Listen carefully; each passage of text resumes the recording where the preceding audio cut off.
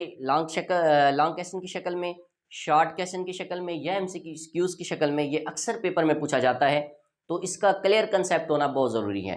तो half life जो है हमारे पास क्या होता है, हाफ लाइफ को समझने के लिए याद रखिएगा कि हाफ लाइफ हमारे पास वो टाइम ड्यूरेशन होता है जिसके बाद कोई भी रेडियो एक्टिव एलिमेंट अपनी प्रेजेंट अमाउंट का हाफ बचता है। फिर से समझ लें, हाफ लाइफ हमारे पास क्या होता है, हाफ लाइफ वो टाइम ड्यूरेशन होता है जिसके बाद कोई भी रेडियो एक्टिव एलिमेंट अपनी प्रेजेंट अमाउंट का हाफ बचता है, उसे हम क्या कहते हैं, हाफ लाइफ कहते हैं। या आप ये भी कह सकते हैं कि हाफ लाइफ वो टाइम ड्यूरेशन है जिसके बाद कोई भी रेडियो एक्टिव एलिमेंट अपनी प्रेजेंट अमाउंट का आधा बचता है, उसे हम क्या कहते हैं, हाफ लाइफ कहते हैं। याद रखिएगा, आप जानते हैं कि रेडियो एक्टिव जो हमारे पास एलिमेंट्स होते हैं वो रेडिएशन को क्या करते हैं, इमिट करते हैं, रेडिएशन को खारिज करते हैं। जब वो रेडिएशन को खारिज करते हैं तो वो अनस्टेबल न्यूक्लियाई से स्टेबल न्यूक्लियाई में क्या हो जाते हैं, तब्दील हो जाते हैं, चेंज हो जाते हैं। अब जिसकी एनर्जी क्योंकि ज़्यादा होती है वो अनस्टेबल होता है, इसलिए वो क्या करते हैं, वो रेडिएशन को खारिज करते हैं, यानी एनर्जी को खारिज करते हैं। और जब वो रेडिएशन को इमिट करते हैं, खारिज करते हैं, तो वो अनस्टेबल फॉर्म से स्टेबल फॉर्म के अंदर क्या हो जाते हैं, हमारे पास तब्दील हो जाते हैं।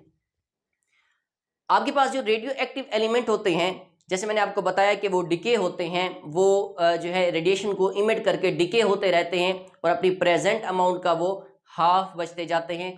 तो इसी प्रोसेस को हम क्या कहते हैं, हाफ लाइफ कहते हैं। तो डिके का जो रेट होता है हमारे पास, वो याद रखिएगा, जितने किसी भी रेडियो एक्टिव एलिमेंट के अंदर अनस्टेबल न्यूक्लियाई पाए जाएंगे उतना ही उसकी जो डिके होने का रेट है वो ज़्यादा होगा।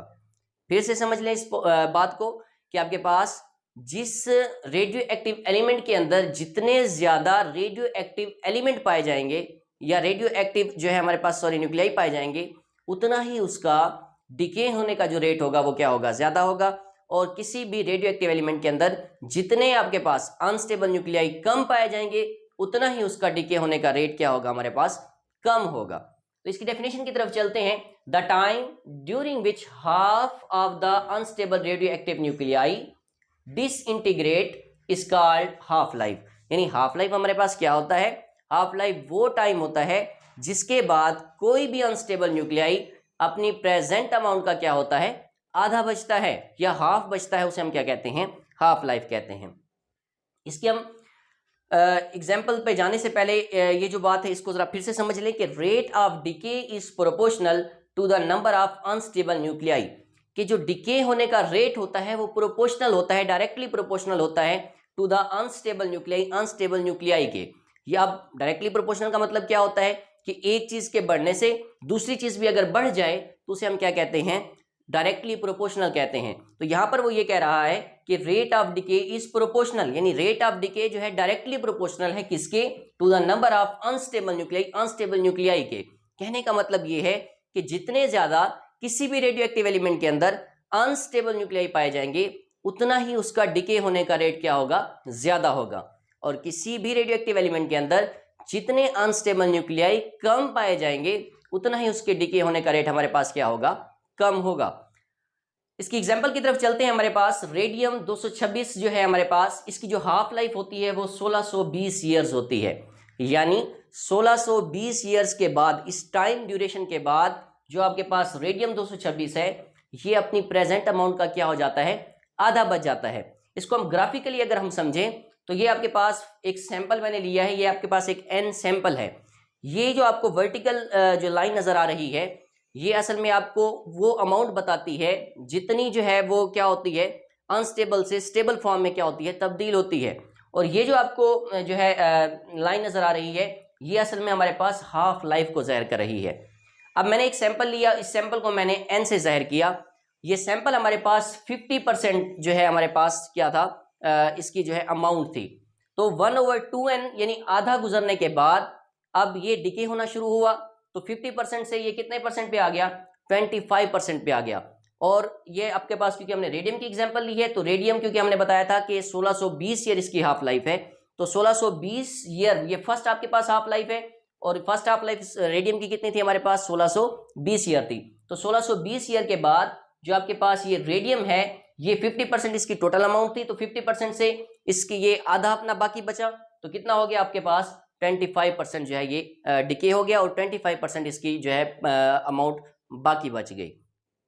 अब नेक्स्ट 1620 मतलब 1620 ईयर के बाद जो है ये फिर दोबारा से क्या होगा, डिके होगा। अब इसका मतलब ये हरगिज नहीं है कि अगले 1620 साल के बाद ये खत्म हो जाएगा, इसका ये मतलब नहीं है। इसका मतलब ये है कि अब इसकी जो प्रेजेंट अमाउंट है वो 25% है, और जब अगले 1620 ईयर गुजरेंगे यानी आपके पास जब सेकंड आपके पास क्या होगी, हाफ लाइफ होगी, तो इसमें मजीद 1620 के अंदर हम फिर 1620 ऐड करेंगे, तो ये आपके पास 3240 जो है क्या हो जाएगी, सेकंड हाफ लाइफ हो जाएगी। तो अगले जो सेकंड हाफ लाइफ होगी उसके बाद ये अपनी इसकी प्रेजेंट अमाउंट 25% थी, तो ये इसका मजीद हाफ बचेगा 12.25 यानी 12.25% जो है ये डिके हो जाएगा, और 12.25% जो है मतलब इसके अंदर बाकी जो है न्यूक्लियाई बच जाएंगे, अनस्टेबल न्यूक्लियाई बच जाएंगे।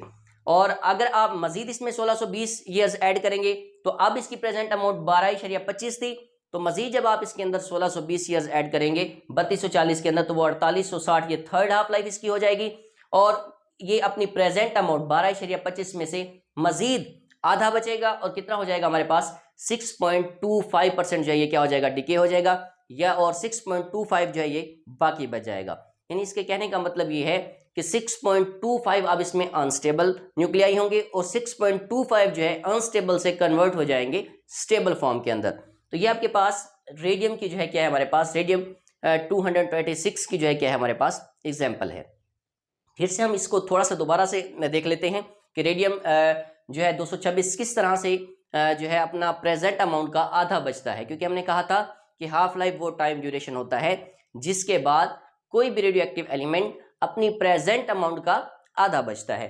देखें ये आपके पास रेडियम है, ठीक है, ये अब 50% है, 50% ये डिके हो गया है। अब इसकी फर्स्ट हाफ लाइफ के बाद ये 50% से आधा जो है क्या हो जाएगा, डिके हो जाएगा, तो ये कितना बच जाएगा आपके पास 25% बच जाएगा। 25% डिके हो गया और 25% आपके पास रिमेनिंग हो गया, बच गया। इसी तरह आपके पास जब सेकंड हाफ लाइफ गुजरेगी तो इस 1620 के अंदर आप फिर दोबारा 1620 ईयर्स ऐड करेंगे, वो 3240 हो जाएगा, और अब इसकी जो प्रेजेंट अमाउंट थी वो 25% थी, तो इसका मजीद वो क्या हो जाएगा, आधा बच जाएगा मजीद 1620 ईयर के बाद, तो वो 12.25% जो है डिके हो जाएगा, और 12.25% जो है बाकी रह जाएगा।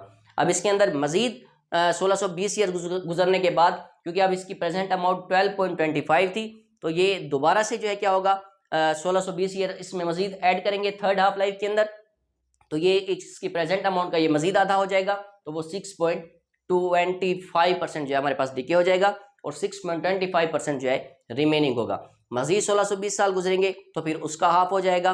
तो ये बात आपने जहन में रखनी है कि 1620 ईयर्स गुजरने के बाद का ये मतलब नहीं कि अगले 1620 ईयर के बाद वो खत्म हो जाएगा, नहीं।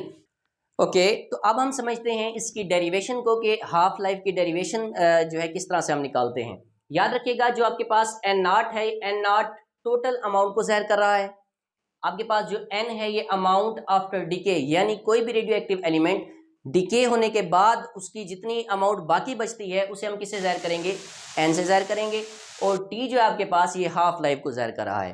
अब आपके पास कोई रेडियो एक्टिव एलिमेंट है और ये एन नॉट उसकी जो है टोटल अमाउंट है, क्योंकि हमने कहा था कि एन नॉट जो ये टोटल अमाउंट को ज़ाहिर कर रहा है। आपके पास जो रेडियो एक्टिव एलिमेंट है उसकी टोटल अमाउंट आपके पास कितनी है, एन नॉट है, और ये जो है आपके पास हाफ लाइफ है, first half life, second half life, इसी तरह थर्ड हाफ लाइफ, ये आपके पास हाफ लाइफ है।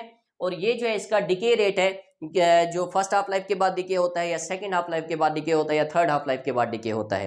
तो आपके पास ये रेडियो एक्टिव एलिमेंट की जो टोटल अमाउंट है वो एन नॉट है। अब आफ्टर फर्स्ट डिके, ये आपको टी नजर आ रहा है, टी का मतलब फर्स्ट डिके। अब फर्स्ट डिके के बाद जो इस टोटल अमाउंट है एन नॉट, इसका जो आधा बचेगा वो कितना बचेगा आपके पास 1/2 एन नॉट बच जाएगा। इसी तरह आपके पास सेकंड डिके के बाद जो है अब 1/2 का जो आधा बचेगा एन नॉट का वो 1/4 एन नॉट बच जाएगा। और इसी तरह आपके पास जो फोर्थ आपके पास डिके है, फोर्थ डिके के बाद जो 1/4 का आधा बचेगा वो कितना बच जाएगा आपके पास 1/8 एन नॉट बच जाएगा।